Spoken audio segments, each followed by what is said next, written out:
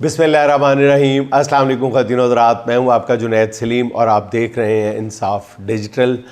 ناظرین، گزشتہ روز ثوابی میں ہونے والے جلسے پہ توقعات کے عین مطابق سوشل میڈیا پہ پی ٹی آئی کے حلقوں کی طرف سے ایک طوفان کھڑا کر دیا گیا ہے اور مسلسل وہی بات تواتر کے ساتھ کہی جا رہی ہے کہ جی کمپرومائزڈ قیادت ہے اور سمجھوتا کر لیا ہوا ہے، رانگ نمبر، یہ وہی جو کم و بیش ہر جلسے کے بعد کہی جا رہی ہے۔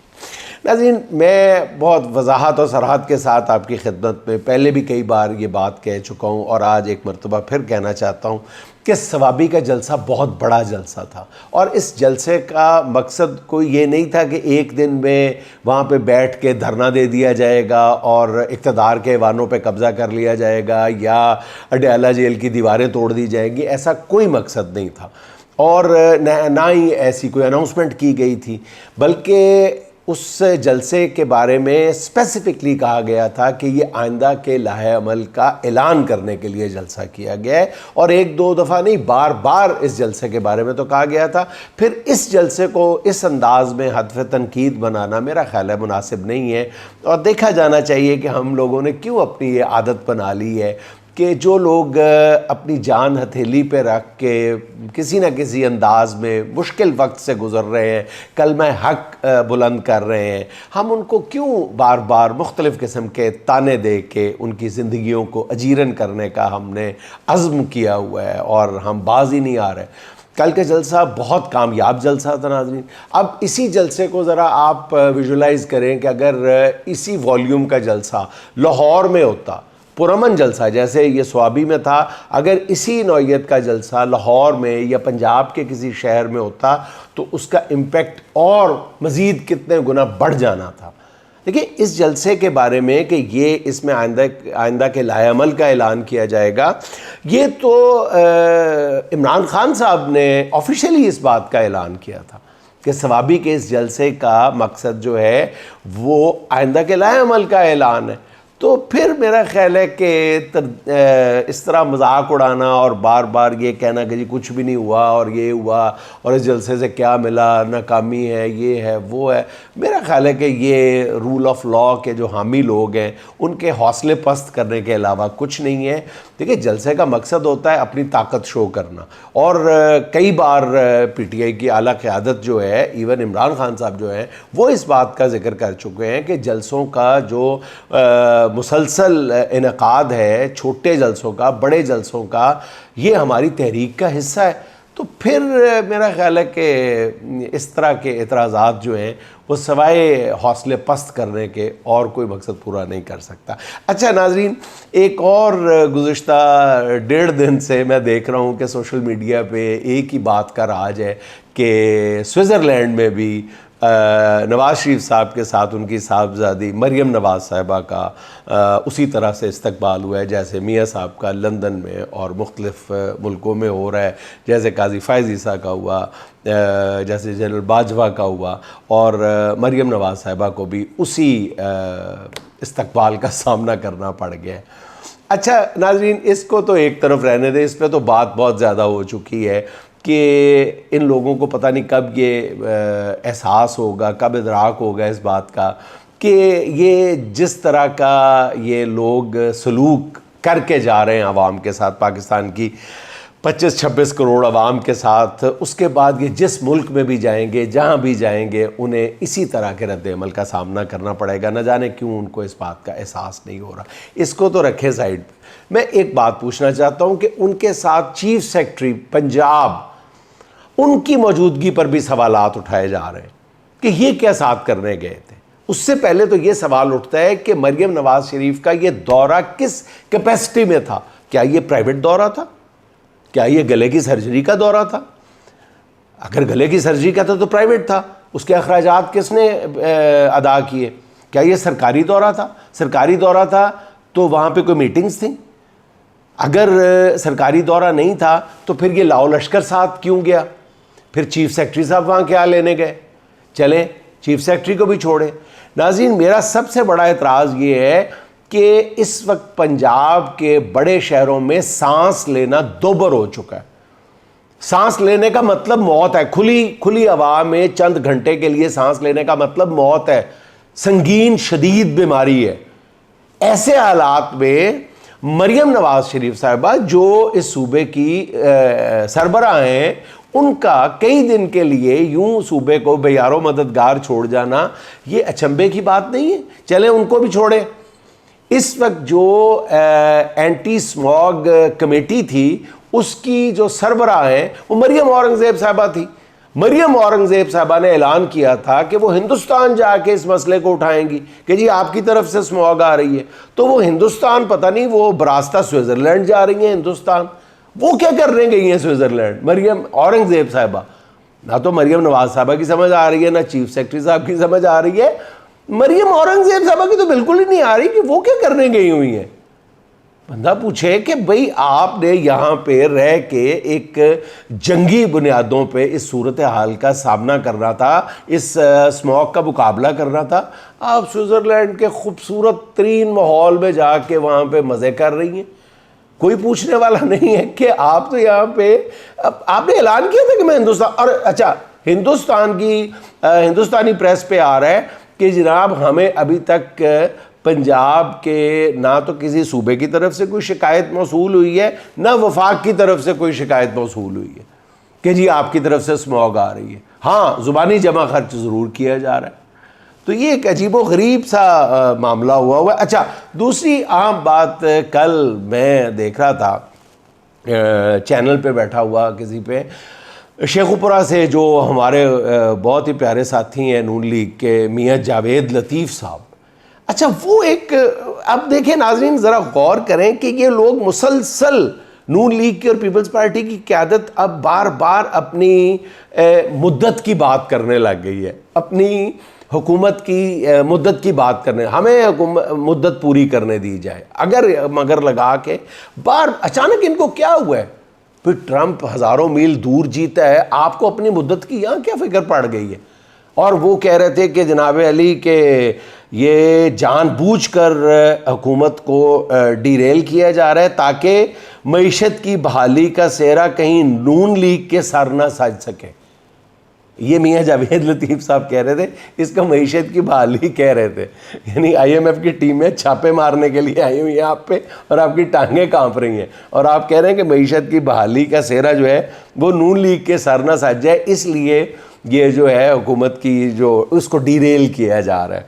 नाज़रीन, वैसे सच्ची बात बताऊँ, मैं पूरे ईमान से ये समझता हूँ कि मेरा ख्याल है कभी कभी शरारत करने को जी चाहता है, ये दुआ की जाए कि इस हुकूमत को ना वाकई 5 साल पूरे करने दिए जाए। एक दफ़ा सोचें तो सही ज़रा आप भी ठंडे दिल के साथ, ताकि जब ये एक दफ़ा 5 साल पूरे कर लें, फिर इनके पास मईशत की बहाली के हवाले से कोई बूदे से बूदा, भोंडे से भोंडा, कमज़ोर से कमज़ोर बहाना भी ना बचे। कोई इनके पास बहाना ना बचे कि ये कह सकें जी हमें मुद्दत नहीं पूरी करने दी गई हमेशा की तरह, और हमारे जो सारे मंसूबे हैं वो बीच में ही रह गए हैं। वो एक बंदा जाता है किसी घर में चोरी की नीयत से, तो कुछ भी नहीं मिलता उसको, कुछ भी नहीं मिलता, बिल्कुल एक टका नहीं मिलता, एक कपड़े का एक धिजी भी नहीं मिलती। तो वो मायूसी में वापस जा रहा होता है, तो देखता है कि आखिरी कमरे में घर का जो बड़ा लड़का है वो गहरी नींद सो रहा होता है। तो वो चोर मायूसी के आलम में जाते जाते उस बड़े बेटे को उठा के उसको 2-3 थप्पड़ मारता है। तो वो चुप करके वो बंदा कहता है यार तू वेला जा तो रहे थे तुम मुझे क्यों मारा है तुमने? कहता है मैंने तुम्हें सिर्फ इसलिए मारा है ताकि तुम सुबह उठ के ये ना कह सको कि अगर मैं जाग रहा होता तो मैं देखता कि चोर सही सलामत कैसे वापस जाता, मैंने इसलिए तुम्हें ये 4 लगाई।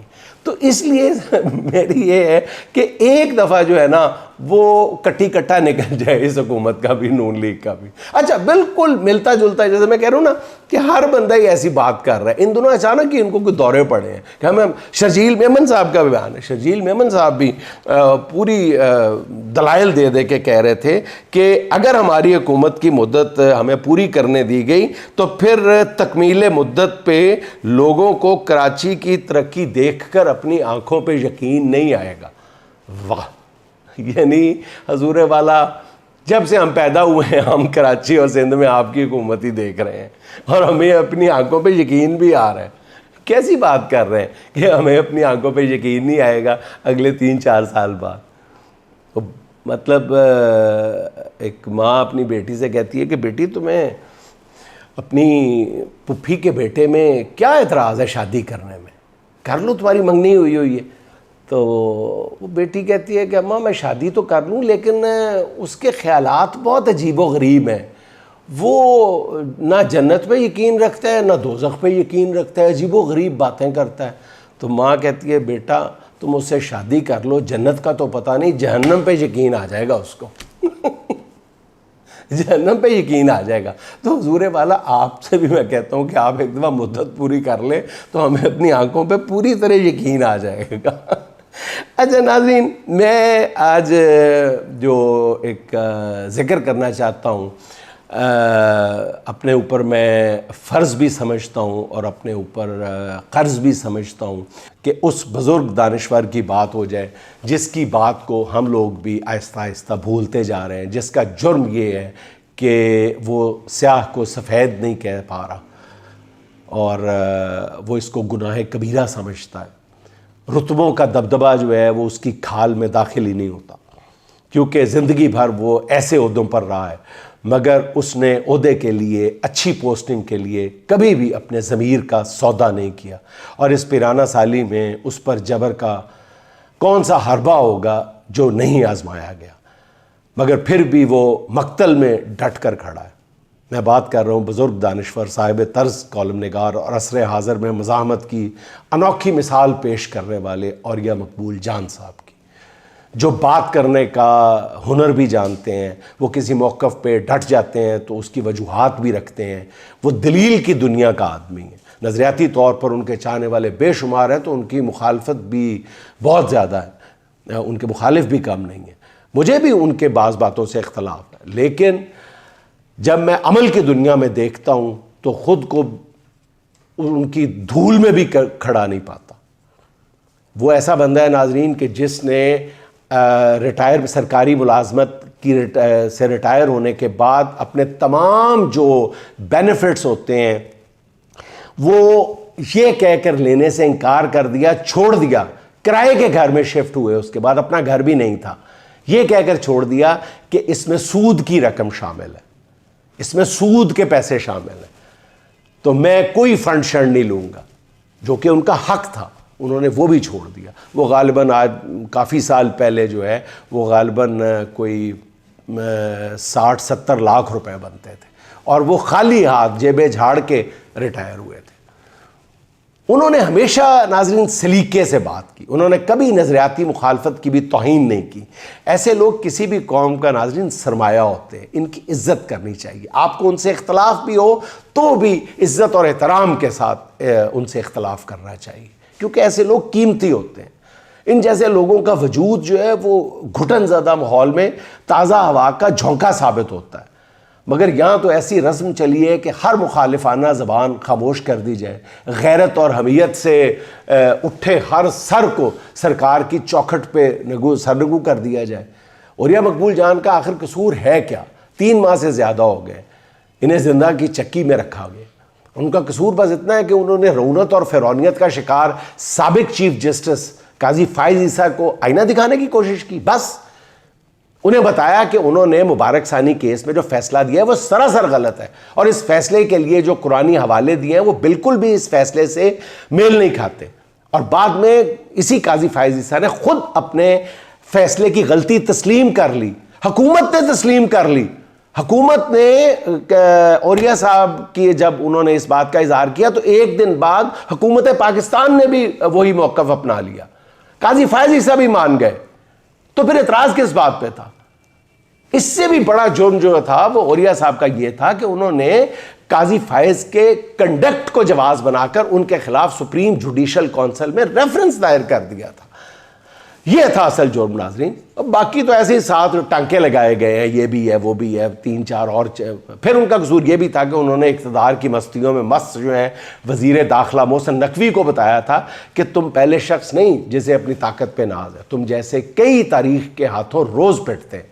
اور اس نے بنگلہ دیش کی کامیاب طلبہ تحریک کو آزادی کی نوید قرار دیا تھا، اسے محکوم قوموں کے لیے نئی امید سے تشبیہ دی تھی۔ یہ صرف اس کا جرم تو نہیں تھا، یہ صرف عوریہ صاحب کا جرم تو نہیں تھا، یہ بات تو پاکستان میں ہر دوسرا شخص کرتا رہا ہے اور کر رہا ہے۔ اس کے جرائم ایسے ہیں ناظرین کہ جس نے اشرافیہ کو پریشان کر دیا، اور یہی اصل جرم تھا۔ اسی لیے اب انہیں حکمرانوں نے اپنی نفرت کا خصوصی ہدف بنا لیا ہے۔ عوریہ مقبول جان کے ناظرین انتہائی قابل وکیل میاں علی اشفاق، جو میں سمجھتا ہوں کہ اس وقت رول آف لاء کے کروڑوں حامیوں کے لیے امید کی کرن بنے ہوئے ہیں، انہوں نے جو کہانی سنائی ہے وہ ان کی گرفتاری سے بھی زیادہ پریشان کن ہے۔ میاں علی اشفاق صاحب بتاتے ہیں کہ عوریہ مقبول جان کا کیس عدالتی تاریخ کا منفرد مقدمہ بن چکا ہے۔ ان کا کیس پہلے ایک جج نے سنا، فیصلہ محفوظ کر لیا۔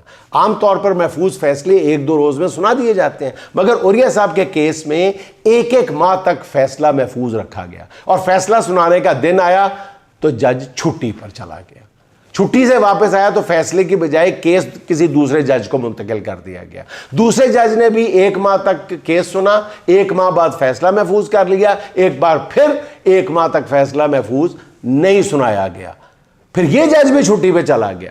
اب ایک اور تاریخ دے دی گئی۔ مطلب تاریخ پہ تاریخ، تاریخ پہ تاریخ، وہ ہندوستانی فلم کا جو وہ اس پہ پوری طرح سے منطبق ہوتا ہے عوریہ مقبول جان صاحب پہ۔ مذاق خیز انداز میں ان کے کیس کو طول دیا جا رہا ہے، کبھی کسی بہانے سے، کبھی کسی بہانے سے، کبھی کسی بہانے سے۔ اور جب آرگومنٹ ہوتا ہے تو وہ جج کہتا ہے، جج مانتا ہے یا ڈرامہ کرتا ہے کہ جناب یہ تو کیس ہی کوئی نہیں، میں بس ابھی آرڈر کرنے لگا ہوں، پھر وہ آرڈر محفوظ کر لیتا ہے اور پھر جج ہی تبدیل ہو جاتا ہے۔